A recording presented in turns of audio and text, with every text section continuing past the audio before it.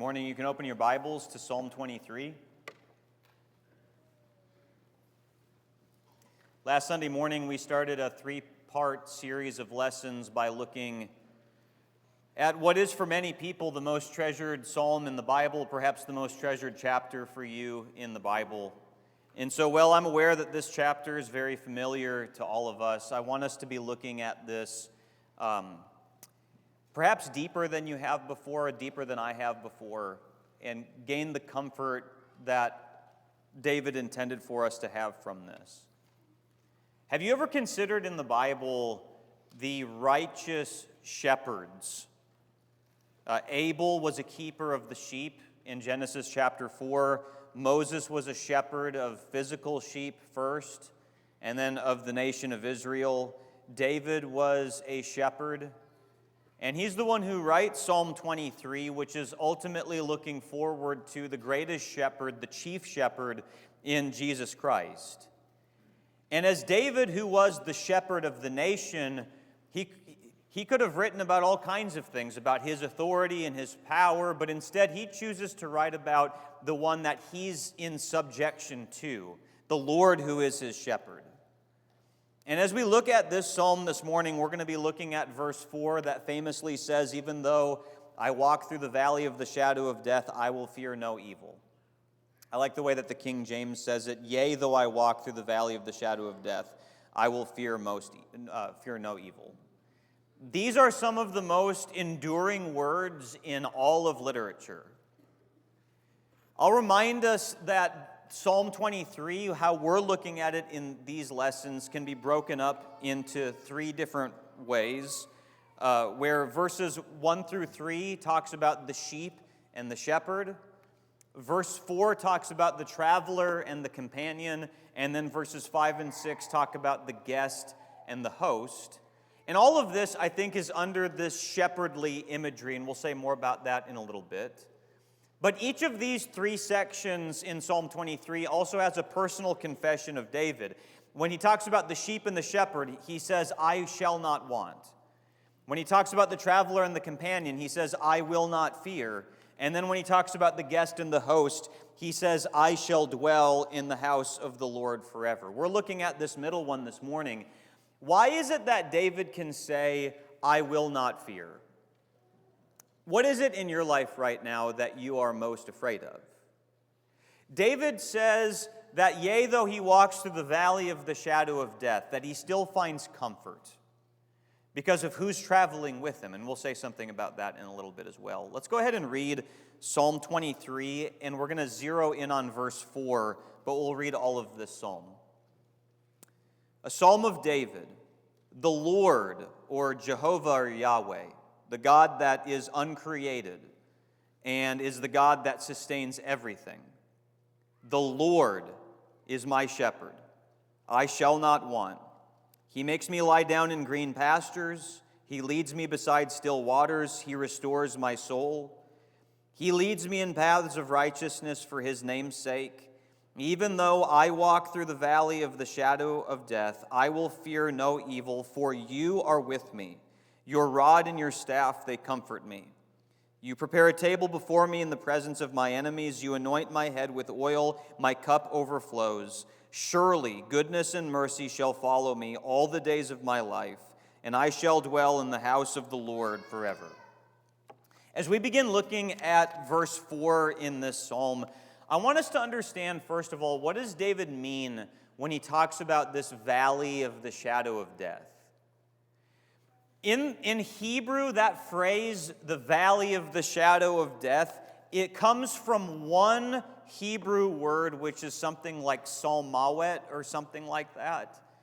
It's a compound word that is made up of sel, which means shadow, and mawet, which means death.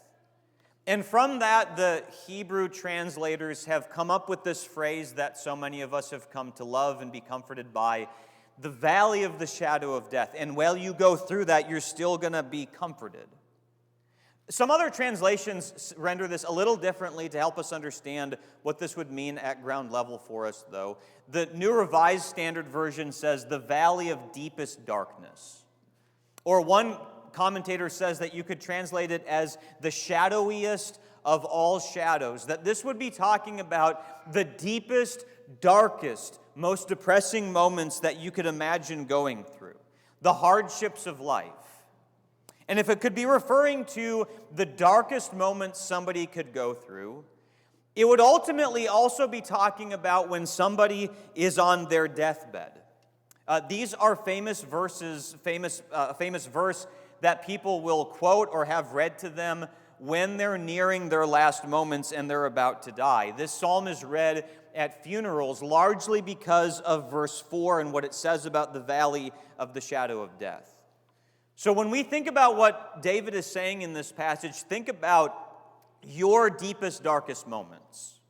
And maybe you're not going through a moment like that right now, but when you do go through something like that, what is this psalm helping us do to prepare for that? But let's go back for a moment and think about the shepherding imagery of this psalm. I think this whole psalm is in the context of shepherdly kinds of imagery. And in the first 3 verses of this psalm that we looked at last week, you've got the sheep that are beside still waters. They're laying down in the green pastures. They have all of their needs met. But beginning in verse 4, it gets a little tumultuous. Going through the valley of the shadow of death. What's going on in this psalm is I think the first 3 verses show you certain times of the year where things would be growing and sprouting for the sheep to be able to eat. But in order to get to the higher tablelands, the shepherd around springtime would have to bring the sheep through the valleys up to the higher elevated areas where they would be able to bring them to the places where there would be more pasture to eat from. And in order to get to these tablelands, you have to go through these places that have evil in them. The valley of the shadow of death. In Israel, in this area that David would have lived, people have recorded that there are valleys that are so deep with the mountains above them so high that the only time in the day that you can see the sun is at noon. Perhaps when David is writing this, we're supposed to think about valleys like that and some of the evil things that could happen in a place like that. What would be some of the evil things that could happen? And by the way, what does the word evil mean in this passage? Evil doesn't always mean some kind of moral sin that's been committed. Sometimes evil means something like a calamity, some kind of unfortunate circumstance. But it can mean some kind of an immoral thing that's been done against you, perhaps some kind of enemy or something. But in the valleys, these valleys would be able to flood very quickly because of how steep the ravines were. They were very narrow with sharp rocks that people could get cut on. The sheep could get cut on. The rock slides were things that could happen. There would be robbers in places like this. Remember the story of the Good Samaritan traveling through narrow areas, as it seems in Luke chapter 10, even though it's a parable. But he's using that kind of imagery to say that it's in places like this that people can be robbed. Those would be some of the examples of the actual evils that the sheep would go through. In order to get to a better place, by the way, and we'll say more about that in a little bit. But Psalm 34, verse 19, David says, "Many are the afflictions of the righteous, but the Lord delivers him out of them all."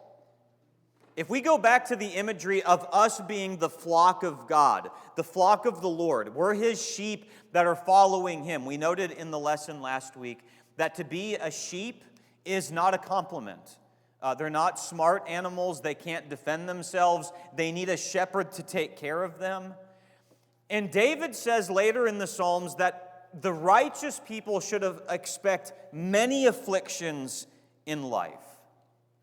But through the afflictions, the Lord will deliver us. What are some of the afflictions in the shadowiest of all shadows that you sometimes go through? I can think of a few examples of these kinds of things. Have you ever had a time before where somebody confronted you about a sin and you were blindsided? I mean, you didn't realize that you were expressing those kinds of attitudes. You didn't realize how deep you had actually sunk in that sin. And when it was finally made known to you and you saw it for what it was, do you remember those times where you have the panic of realizing that you're not what you thought you were? Those dark moments where you realize that you've got to dig deep and get this evil out of your heart. You ever been through a moment like that?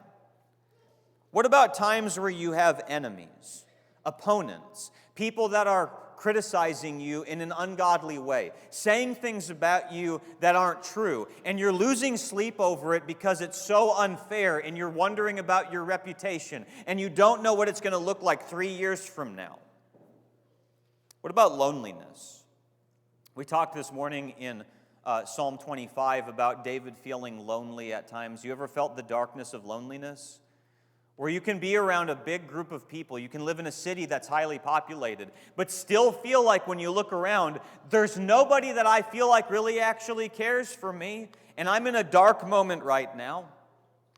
What about ultimately death? Or the death of a loved one? When you're eventually sitting or laying down on your deathbed, many are the afflictions of the righteous, but somehow, some way, the Lord is going to deliver us. What does Psalm 23 say about that? Why is it that David can say in this psalm that when he's going through these valleys, these dark moments in his life, that he fears no evil and he still finds comfort? How can he say that? I like what David Gibson has said about this part of this verse. He says, in the Hebrew of Psalm 23, there are 22 lines, including the title.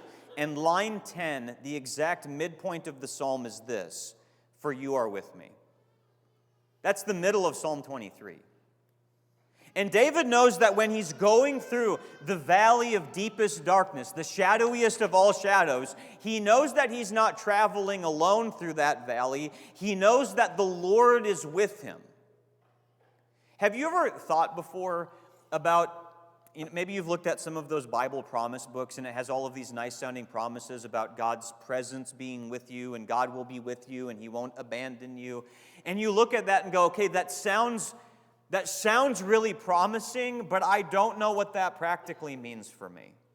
It sounds like one of those fluffy kinds of things that I don't know really how it's going to comfort me right now. I'm reminded of Isaiah 43 in verse 2. I'm going to put it up here in just a moment. But in Isaiah 43, God through Isaiah is talking about how God is going to redeem his people. And it's going to be through hardships and through difficulties that they're redeemed. But Isaiah 43 verse 2 says, "When you pass through the waters, I will be with you. And through the rivers, they shall not overwhelm you. When you walk through the fire, you shall not be burned, and the flames shall not consume you." You notice that in this passage in Psalm 23, you're going to go through difficult times. You're going to go through the waters. You're going to go through the fire. You're going to go through things that would otherwise consume you, except that the Lord is going to be with you and the Lord is going to deliver you. By the way, in Psalm 23, did you notice that in verses 1 through 3, David is making pronouncements about God. The Lord is my shepherd. That's his boast. It's not Baal or Chemosh. The Lord is the one that shepherds me. He makes me lie down in green pastures. He leads me beside still waters. He's talking about the Lord in verses 1 through 3. But read verse 4 again and look at how the pronouns change. "Even though I walk through the valley of the shadow of death, I will fear no evil, for you are with me. Your rod and your staff, they comfort me." In verses 1 through 3, he's been talking about God. And now in verse 4, he's talking to God. If you read what shepherds have written, there's people that have written books about their shepherding experiences and related it to some of this imagery in the Bible. They'll tell you that when they go through difficult terrain, like a dark valley, that it's in times like that that the sheep are especially the most skittish, and in those moments they learn to trust their shepherd all the more. It's like David, when he writes about the difficult times, his union with God has deepened. One of the most popular series of books that's ever been written is Harry Potter. And it seems like you can't tell good stories without taking ideas from the true story of God. You remember in the last book or the last movie, and I'm not going to spoil it in case people haven't read it, but in the last movie, when Harry Potter is about to go through a really difficult moment in the Forbidden Forest, and right before he goes through that difficult moment, do you remember what J.K. Rowling does there if you've seen the movies? Harry Potter knows that his parents, in a spiritual kind of way, are with him in the moment. And it's supposed to give him comfort to face down the difficulty that he's about to go through. For us, in a much grander way, the Lord who created the world and sustains it and upholds it all, the Lord that the seraphim in Isaiah chapter 6 cover their faces because they can't behold his glory in all of its glory that they're seeing in Isaiah chapter 6. That's the Lord that's with us. It's the Lord that took the Red Sea and parted it right and left so that about 2 million Israelites could pass through the waters and be rescued. How eminently practical is it to know that the Lord is with you? Well, I can't feel him and I can't touch him. You know, the Bible teaches in the New Testament, if you look at the language of Jesus' second coming, it doesn't use the phrase second coming all over the place. What it does say is it talks about Jesus' appearing, his appearing, his appearing. All right, here's my Bible. You guys can't see it now, right? Okay, it's just appeared again. Did that mean that it went millions of miles away? For it to appear means that it's been among us, but you just didn't see it. When Jesus returns, it's going to be his appearing, and I think we'll see on Final Judgment Day that all along that he was with us, next to us. And if we trust in that, what can it do in somebody's life? This last week, Debbie Lamphere, dealing with her cancer and wondering when it's going to be that she's going to breathe her last breath, posted on Facebook on Wednesday that it was her son's birthday who had passed away. And if you saw Debbie's post there, it said, "Every day brings me closer to seeing you again. Happy birthday, son. We all miss you so much. My heart longs to see you again. I love you." For somebody to write something like that means that they know that the Lord is with us, that God hasn't abandoned us. Even though I can't see him or feel him, I know that his presence is here and he's going to make everything work out for the better. And this is what David is meditating on when he's going through these dark moments. And it's not just that he's got the presence of the shepherd, that would be enough as it is, but he says something about what the shepherd is holding in this verse. The shepherd has got different tools. You can tell somebody's craft by the tools that they have. If somebody's got a tool belt with a hammer and crowbar and they've got power tools, you know that they're some kind of a construction worker. David says here that my shepherd that's with me has a rod and has a staff. And if you've seen maybe in school those depictions of the Egyptian pharaohs, they have their arms crossed like this, and they've got two things that they hold. In one arm, they have a rod or a flail, and then the other hand, they have a shepherd's crook. Similar idea. What does it mean that the shepherd has a rod? These rods would be typically about 2.5 feet long, and oftentimes derived from a sapling root from the ground. So it would have more of a ball at the end of it for a lot of them. And they would be something that could be used to club some kind of an animal. David talks in Psalm 2, verse 9, "You shall break them with a rod of iron and dash them in pieces like a potter's vessel." For a rod of iron to be described as a rod of iron, I don't think means that the whole thing is made out of iron. If you've got a flint knife or a ceramic knife, we're talking about the blade. The end of the rod is embedded with iron. And here David is saying in Psalm 2 that God's got all of these enemies in the world, and he can take this rod and he can dash those enemies in pieces like a potter's vessel. As David pictures himself as a sheep going through a valley, and you think about the robbers, and you think about the wolves, and you think about all of the external enemies that he could face, the snakes, all these things. My shepherd carries this rod that can break all of the enemies. What are the enemies in our life? In the spiritual realm, what do you think is going on with the angels and the demons? And you go read passages like Daniel 10 and Deuteronomy 32, and you get these little glimpses in the Bible of these wars happening in the spiritual realm. Will we on Final Judgment Day finally realize how many times God had protected us against threats that we never even knew about? What about on Final Judgment Day, where God says in 2 Thessalonians chapter 1 that God is going to inflict vengeance on those who were persecuting God's people? That one day God is going to take the rod, which is to defend you, and He's going to inflict vengeance on those who persecuted God's people. What about ultimately death? In the book of Revelation, death is put to death. The biggest enemy that we live in fear of consciously all the time is death. And God has taken His rod, the shepherd has taken His rod, and He's dashed it in the head. So that ultimately, because of what He's done and the weapons that He carries, we don't have to fear what happens after death. Your rod brings me comfort. But it's not just that He has a rod, He also has a staff. If the rod is dealing with the enemies outside of you, the staff would be dealing with the enemies inside of you. The staff would be maybe about 5 feet long. Sometimes they had like the shepherd's hook on it. And what this would be used for, first of all, would be recovering sheep.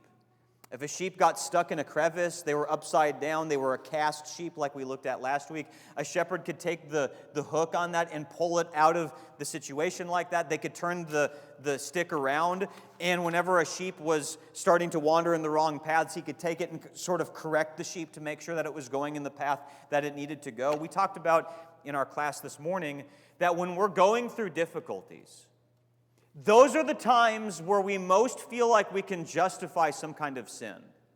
You mistreated me, I can revile you back. You said something mean to me, I can lash out in return. Outbursts of anger are justified in this moment.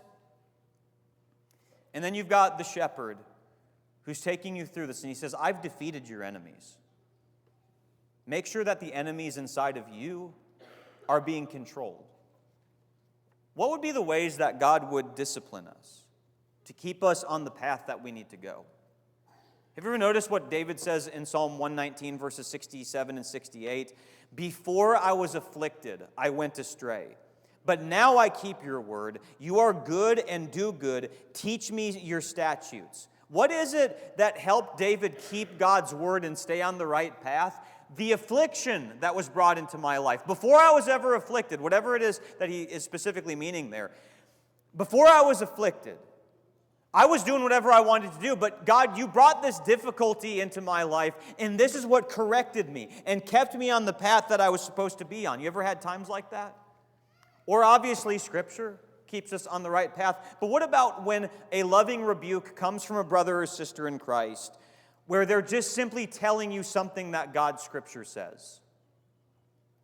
You ever had a time before where the staff of God came into your life through a text or a Facebook message or a phone call or a face-to-face conversation where somebody said to you, hey, you've been talking in these ways and this has got to stop. Your attitude has not been what God wants you to be. I know that you're going through something difficult right now, but this is what it needs to be if you want to be pleasing to the Lord.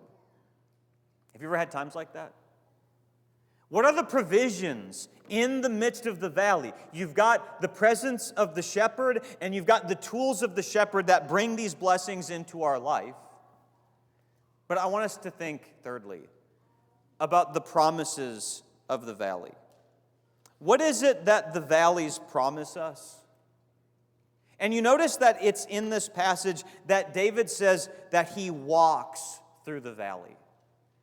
If all of us were really candid and we were willing to admit it, all of us have been in times before where it's completely dark and we're all by ourselves and we're not just walking because we're kind of spooked out right now. David says that even though I'm walking through the valley of the shadow of death, I don't start to pick up the pace a little bit. he still says that he's got the poise to be able to walk. I like what one author says. Your valley right now, however its oppressive walls are formed, is not the destination, but the journey.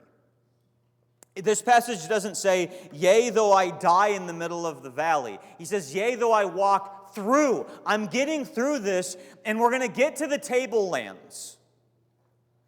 Well, what is it that would be a promise for us in the midst of a valley? I'd say, first of all, is the promise of preparation.